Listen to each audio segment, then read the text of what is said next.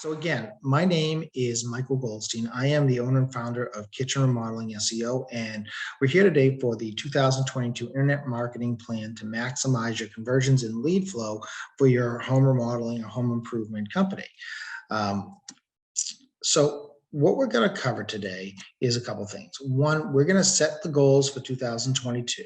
I'm going to talk about how many leads you need to hit your target, how to plan out which leads are, how much your lead cost is, your cost of acquisition, and the like. From there, we're going to talk about the three fundamentals of marketing. Now, that includes looking at your target audience, looking at where your target audience is, and finally, how you communicate with that target audience. And then we're going to look at how to optimize your website for conversions in 2022 and beyond. And what I mean by that is simply that you can have the best SEO program, the best Google ads, the best social media engagement, terrific lead follow-up and all of that. But if nobody fills out a form on your website or nobody picks up the phone and calls you, then what good is driving all that traffic? At the end of the day, it's really a two-pronged approach. Number one, get them there. Number two, once they're there, bring them into you so that you can actually speak to them and you can have your sales team convert them.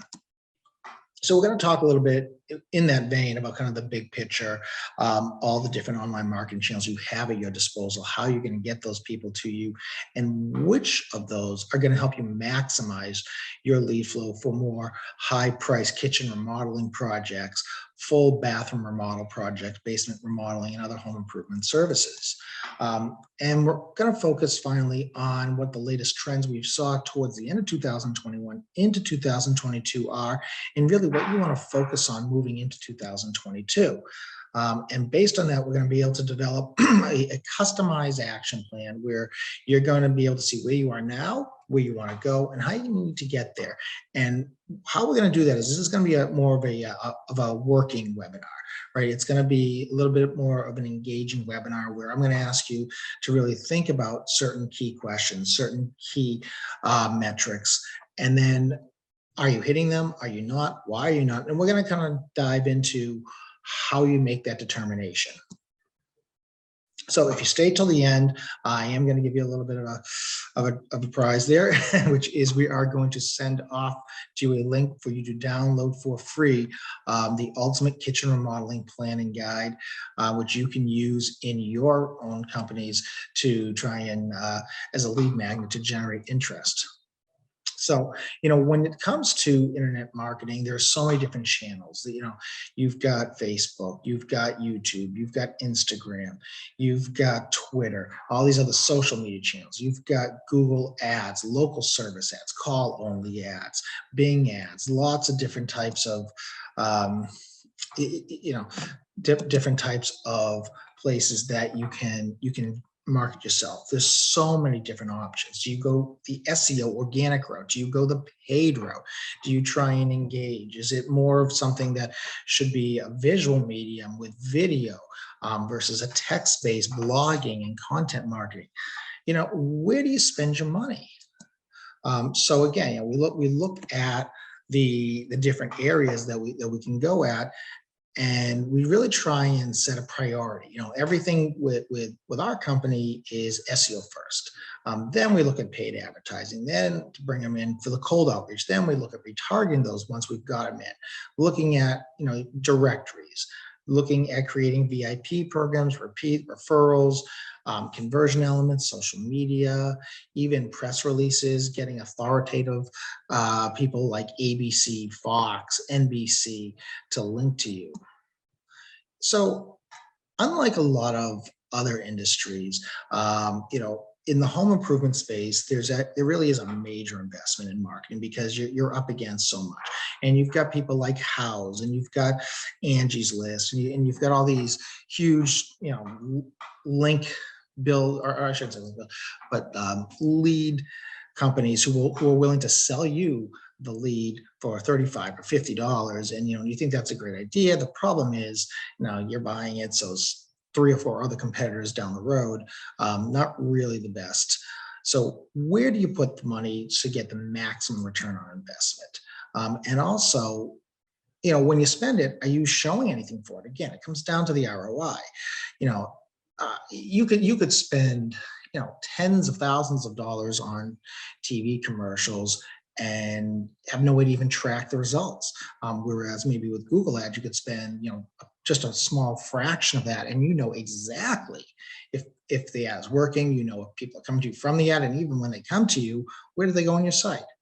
So let's really look at the opportunity that is facing us right now.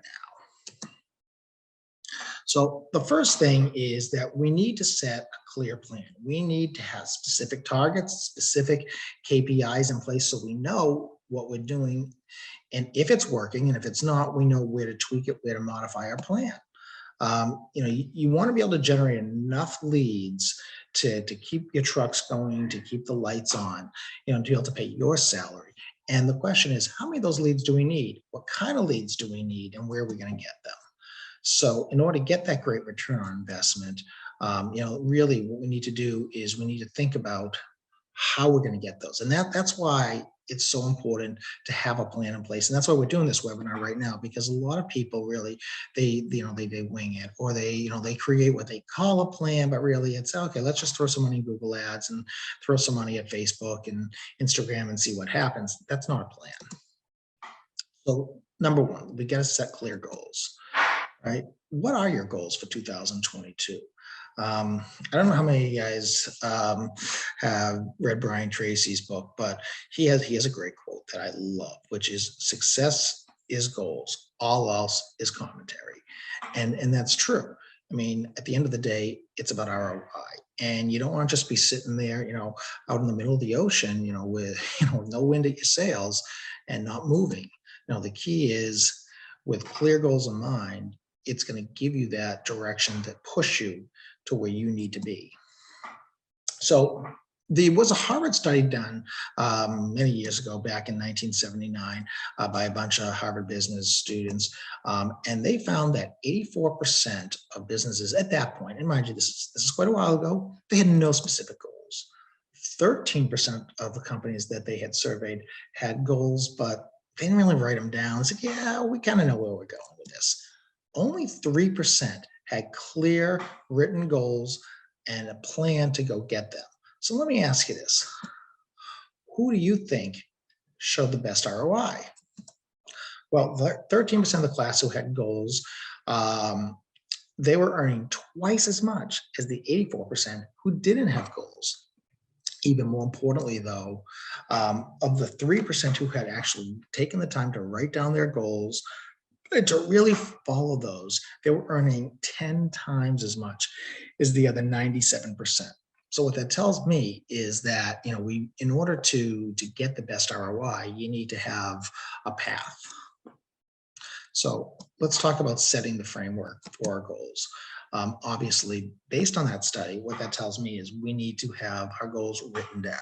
So even just for now, just to get started, if you don't, open up Word or open up Notepad or something on your computer, so you can kind of take some notes, jot it down. If you have maybe a pad of paper and pen, that's the beginning. You got to start somewhere, right?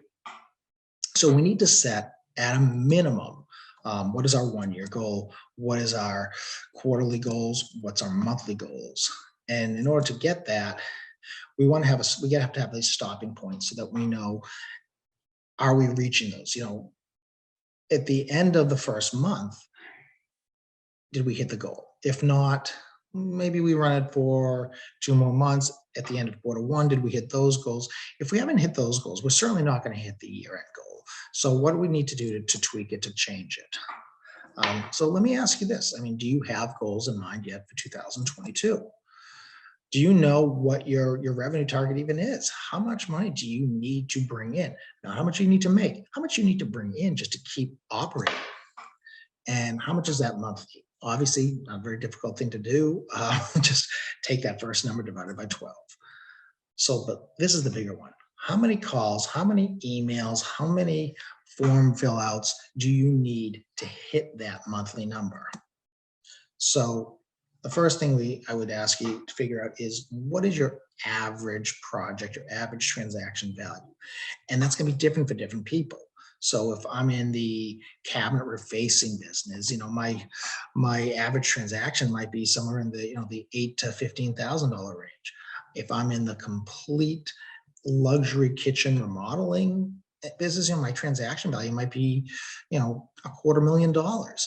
It really depends, and there's so many different areas in between. If you're doing just bathrooms, you don't even touch kitchens. Maybe your transaction value is around $20,000, maybe $30,000. It really depends on what your specific business is. So there's no one fits all answer here, but there is a perfect answer for you and for your business.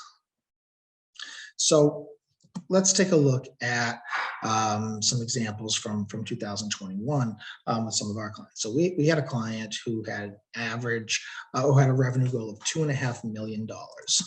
So to get that, what do they have to do every month? In order to hit $2.5 million, they had to generate $208,000 every single month, or at least on average each month.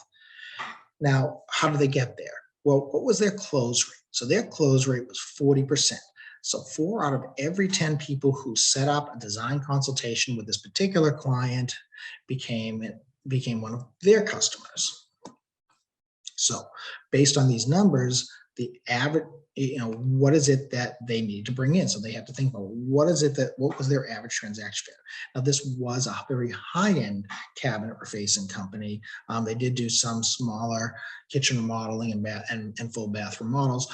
Their average transaction value is $24,000. Now, that's before all the subs got paid. That's before all the materials. That's before any dollar one goes out. Just what was, that's their average cost, or excuse me, average price. So in order to hit that based on a 40% number, they needed 22 calls or at least 22 contacts every month to hit that number. So based on that, how many leads will you need? Again, what is your average conversion rate from a caller or a lead form filled out to a design consultation? Or even just to a scheduled job, and then just divide your target by your conversion rate, and you'll get your numbers. So again, what's that goal for 2022 look like for you? Take a minute and just jot that down or type that into your notes. How many leads are you going to need to get there? So we're going to talk right now about the 3 fundamentals of marketing and how that really affects your plan, which is the what, the who, and the how. What is the message? Who are you marketing to? How are you going to reach them? So first thing is, let's look at updating your marketing message. So who is your ideal client? That's, if you could have a perfect avatar, what would it look like? What are their pains and their frustrations? What are their goals? Are you targeting people who are looking to resell their homes and they need to improve it for value? Are you looking, are you in Greenwich, Connecticut? Are you in Beverly Hills, California, and all Palm Beach, Florida, and it's very high-end luxury kitchen remodeling, and you've got ultra critical people who are going to pay attention to every little minute detail. Is it something in between? What are they concerned about? I mean, one of the big things right now is who's going to be in my home. Are they COVID safe? So that, these are some of the things that we look at when we're trying to put together that perfect target avatar. Who is that target person? So many times when I ask them, what's the target market, they say, oh, well, it's anybody within a 15-mile radius of my showroom. Maybe it's, anybody who owns a home within a 15-mile radius of my showroom. But that's not a target market. That's a geographic area. So, again, we look at all of the different pain points. We look at the different things that make up. And the more information we have about our target market, the better we can craft the message that will be sent to them.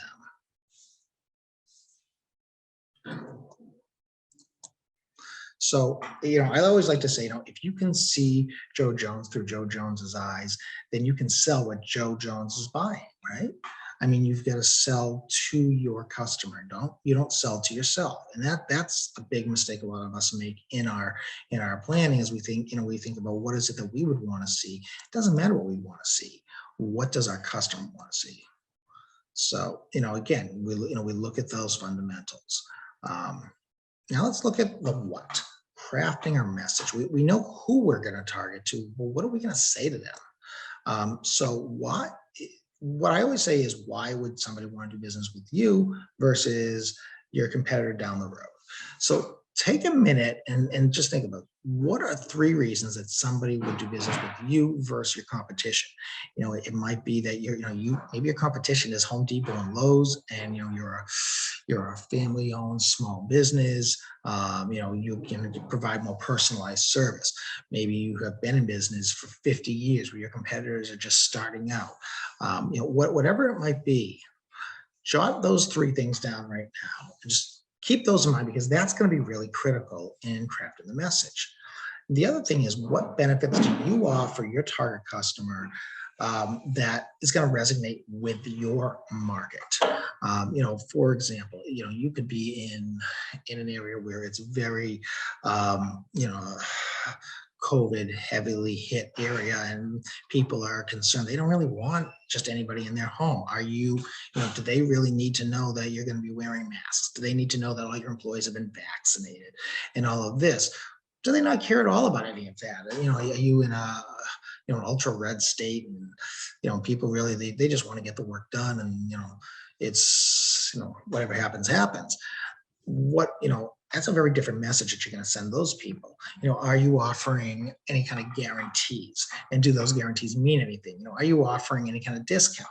Perfect example is, I'm offering a $1,500 discount on or $1,500 credit towards cabinet accessories. Well, if I'm doing an $8,000 cabinet refacing, that's going to resonate a lot more with someone like that than, and someone who's going to have to finance that $8,000 out, than a $250,000 complete home renovation to a high-end customer, in a very affluent area, who's going to actually write a check. They don't care about $1,500 of freebies. In fact, they probably would look at that as a negative. So really think about that, and write down what are the three things that you can provide to your target audience that is going to really resonate, and it is going to ring the bell and say, these are the guys that I need to work with.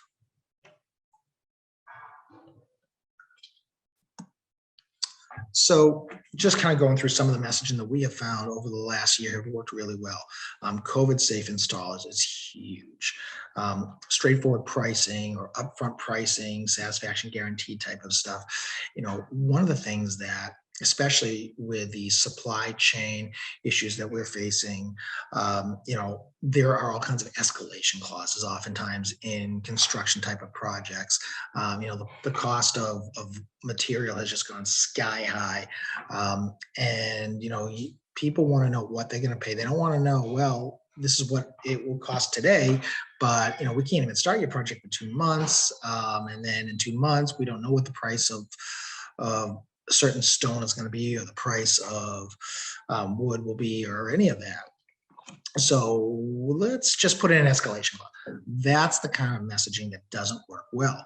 Do you have trustworthy technicians? Do you have, one of the best things and the easiest things is to leverage your past customers, make them your sales force, right? Ask for reviews. Google reviews are huge. If you can get those, Facebook reviews are huge. One thing I'm going to warn you, though, is stay away from Yelp, because with Yelp reviews, they don't always show up. And oftentimes people on Yelp are generally those people who want to complain more than they want to praise you. So I would stick to trying to get people on Google and Facebook. House, certainly another one. A lot of great reviews you can get from there, and it just shows people that hey, not only am I trustworthy, and do people like me and they trust me and they want to work with me, but I in fact have worked for your neighbor. And let me look at these 3 other people just in the same town. So what's the message?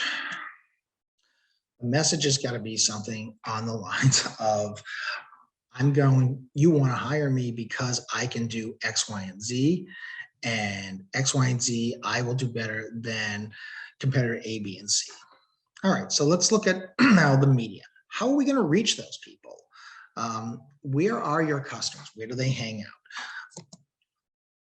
So when we take a look at digital marketing as a whole, I mean, there's lots of different places that your customers are. They, is it a Facebook demographic who's on there, 5-6 hours a day? Is it somebody who's going to Google and just searching? Is it someone who's looking for video content, and they want to see really what it is that you can do. Maybe it's a kind of a DIYer, and that's looking for some help, and then all of a sudden they realize they're way over their head, and they need professional help.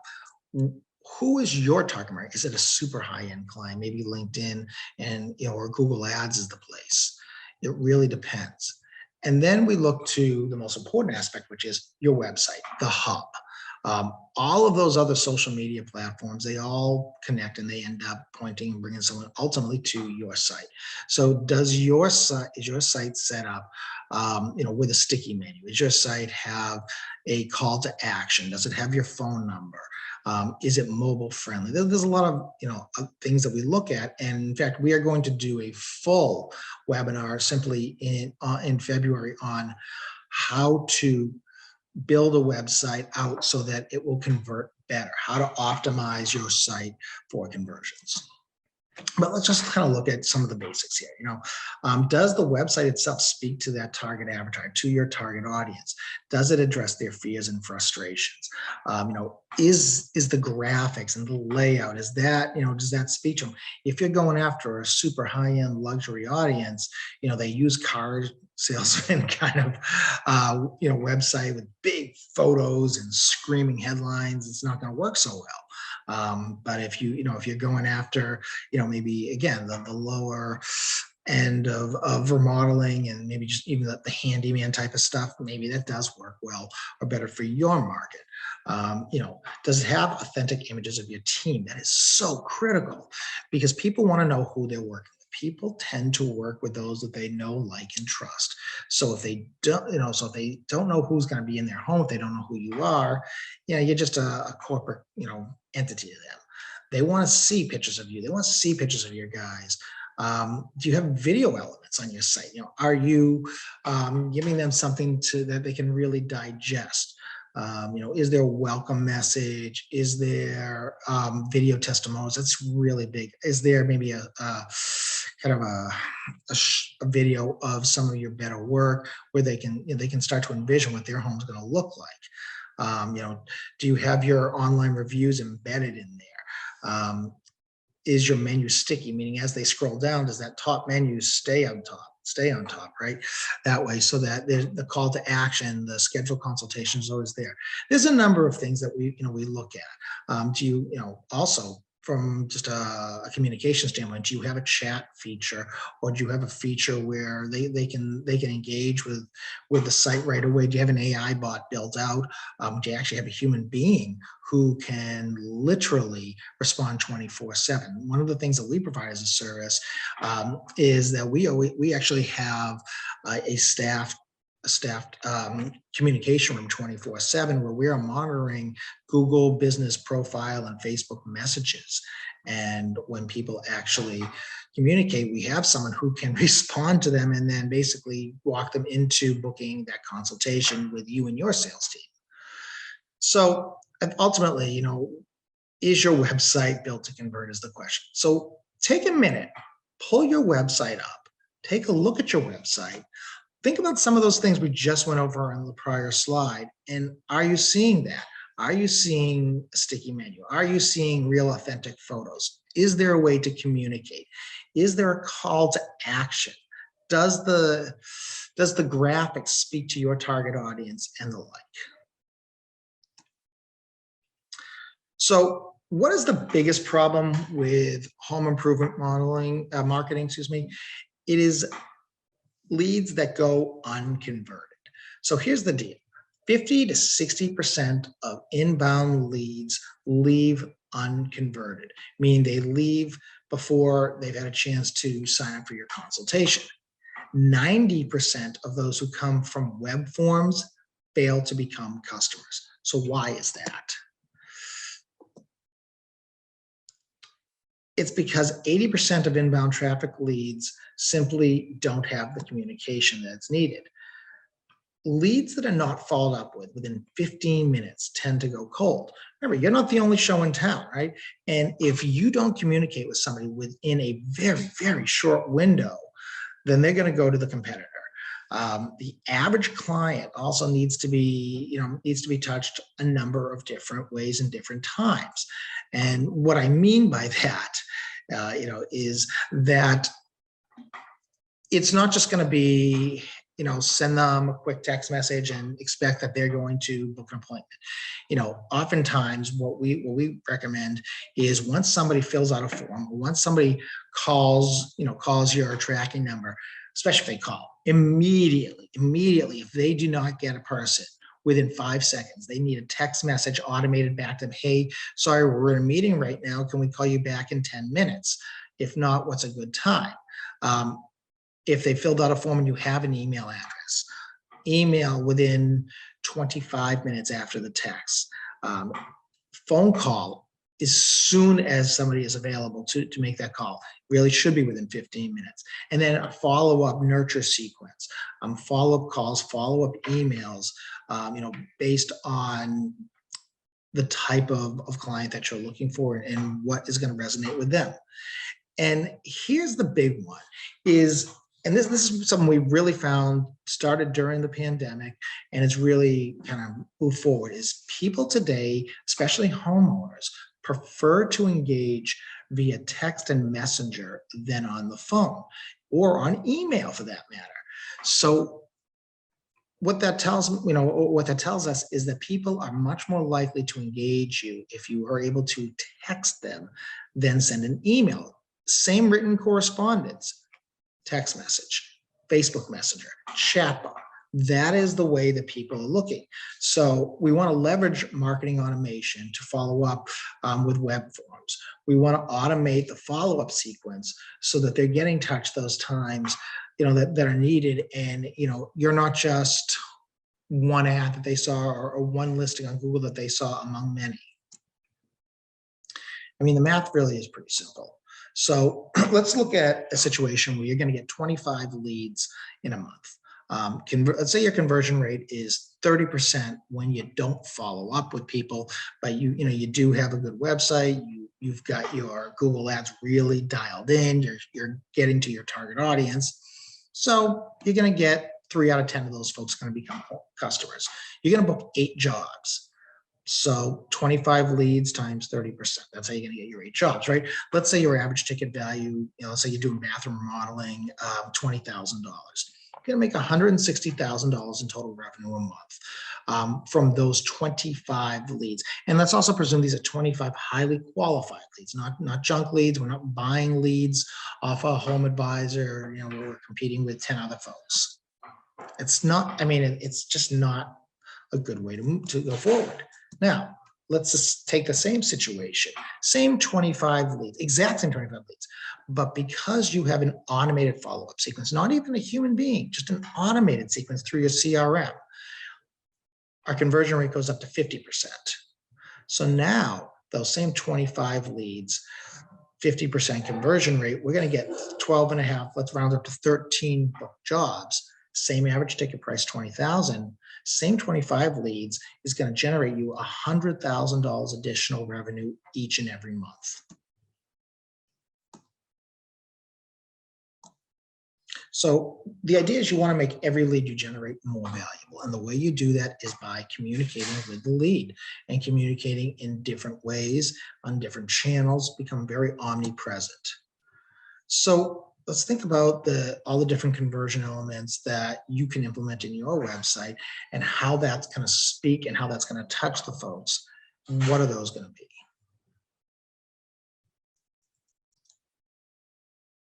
So based on the 3 fundamentals, what have you learned? Did anything really speak to you? Did anything really resonate with you specifically? Is there one particular action? If you were to take one action and no others, what would that one thing be? Is it really defining that target audience? Is it tweaking the messaging to speak to them? And if so, how do you tweak it? Is it to maybe think more about where your audience even hangs out? Are they a Google search crowd versus a social media versus a video? Is there something on your website that you think if you maybe made that modification, you would get a higher conversion rate, more automation? What is it? And the only way to do all this, by the way, is to know what your KPIs are. What are those key performance indicators? How do you measure those key performance indicators? And which ones really matter versus which ones are nice stats that a marketing company might show you, but they really don't mean a damn thing. So the number one thing I always tell people is we need to have tracking phone systems put in place, because people will call up, people want to talk to you right away when they need that service. And you don't want to have to ask the question, how did you hear about us? That's just an added thing to give to your salespeople they don't need. This is simply automation. Have a phone number for your Google Ads, have a phone number for your Google business profile, have a phone number for your website, have a phone number for your Facebook, for any other social media. All of those could be tracking numbers. They can all forward to the same number, so that ultimately you only have one phone number you need to know. But when someone sees a particular campaign, particular advertisement, they're calling that number. You now can look at the KPI of phone calls, where each call is coming from, how much it costs you to get that particular lead.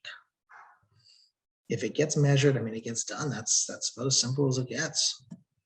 So you can improve what or I should say, you can't really improve what you can't measure. So that's why it's so important to set up these simple KPIs. You want to have a dashboard. You want to have a CRM system that's built in there so that you can actually track, and you can look at the drop of a hat of what is going on, kind of at least at a high level, what's working, what's not working. And if it's not working, is it something that you can shift to something that you can change up? So we've looked at why do we need to set goals for 2022. We've looked at the clarity around our marketing, our message, and our media. What now? Well, let's look at what were the key trends toward the end of 2021 into 2022. So some of the key trends are Google local service ads. These are getting really popular, and we're going to go into those in a minute as to why Google service ads are so vitally important. The shift from phone conversations to message conversions is also highly critical. You want to make sure that that you're utilizing a communication channel that your end user is going to actually follow. And you really need to have an omnipresent approach. You can't just show up in a Google organic search. You can't just show up in paid ads or a local service ad. You really need to be everywhere, so that when somebody is looking for your service, no matter where they are, you're showing up. Because what's going to happen ultimately is people are going to be in a research phase first, right? They're going to be looking into, especially these are higher end home improvement projects. These are thousands, tens of thousands of dollars. You don't just decide one day, geez, I'm going to remodel my kitchen, and then you go, and then you just plop down a $20,000 check. No, you start researching. So what happens is, again, you want them to see you everywhere they go, so that when they are ready to write that check and they are ready to at least start talking to someone about the consultation, you're the first name that they think of. So let's talk a little bit about local service ads and what those are. So the difference between a local service ad and a Google ad is, we're on the very top, it's going to be Google certified. You're going to have the most prominent ads, even above paid Google ads, certainly above the organic rankings. You're going to have a very specific phone number. It's going to be tracked. Now, that phone number is not going to be a primary number, but it's going to be a number that you will be able to say, okay, this person called me because they saw my Google local service ad versus my Google ad. The reason that's important is the way that you get charged is by lead versus by click. Google's going to guarantee they have vetted you. This is really critical. People, for whatever reason, they trust Google. And Google's going to make sure that they can trust you. And what they do is they're going to look into your background. They're going to look into your licensing. They're going to make sure that you are actually who you say you are. And that in itself is a huge trust factor.